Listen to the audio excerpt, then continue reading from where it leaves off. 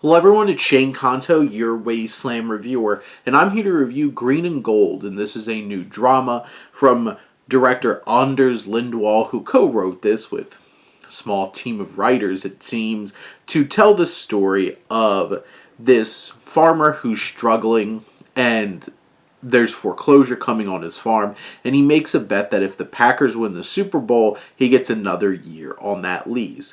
And he's struggling as his granddaughter is looking to explore her passions and her talents in music and leave this life behind potentially and try to help out her family that way. And this film, I think, has a good heart. It's really well intentioned.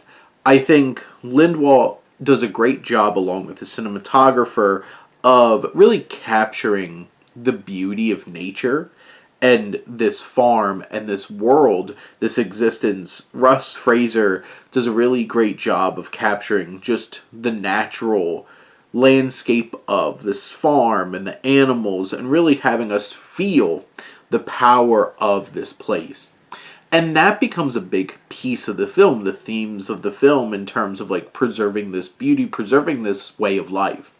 Because the farmer played by Craig T. Nelson's very old school, and they don't use like too much heavy machinery and stuff like that. This story of this young woman, Jenny, played by Madison Lawler, who just wants to explore her passions and, play music and see what she can do with that. And maybe this life isn't what she wants. I do feel like this film makes some very strong stances in terms of these themes that I feel like are complicated and also I feel like a little concerning. I feel like this film is trying to have this good, strong family dynamic and themes about family and the good work that like farmers do and stuff like that. But I feel like it sacrifices some other important elements of life and experience for the sake of that. And, where this music subplot goes in terms of Jenny as a character, she connects with this famous musician staying in the area, played by Brandon Skellner, and like where this goes isn't surprising.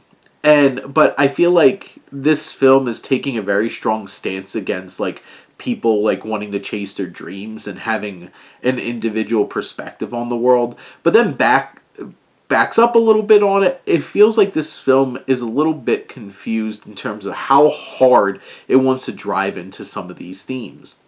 And then from a storytelling perspective, there's some moments in this film that feel really, really cheesy, which goes against the tone of this film because this tone generally feels very grounded and emotional. And because like there's a really heavy moment regarding one of the farmers at one point in this film where you're just like, oh, this film's that kind of film. It's going to go there and challenge the audience. But then I feel like this film tries to wrap things up too nicely and has to wind up backing off that and leaning into some more cheesy, melodramatic, big movie moments to try to give this some kind of salvageable happy ending. And you're kind of just like left in this strange middle place. I do think that this film captures that sports culture, and because like this is about a bunch of Packers fans and betting on the Packers winning the Super Bowl, and this film is very vocal about themes and ideas through the farmer character played by Craig T. Nelson. I do feel like this film captures that group cultural identity of people that come together, that community when it comes to sports.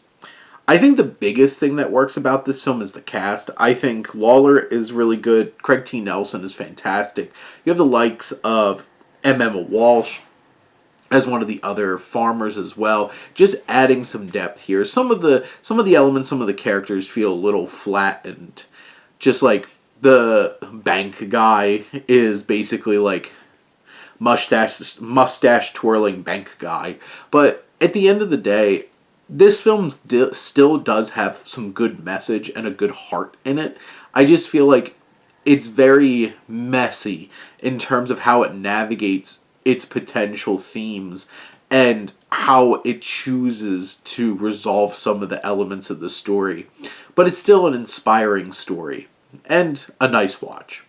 But those are my thoughts on Green and Gold. Let me know what you think and let's talk some movies. But thank you as always for tuning in and supporting your Wasteland Reviewer.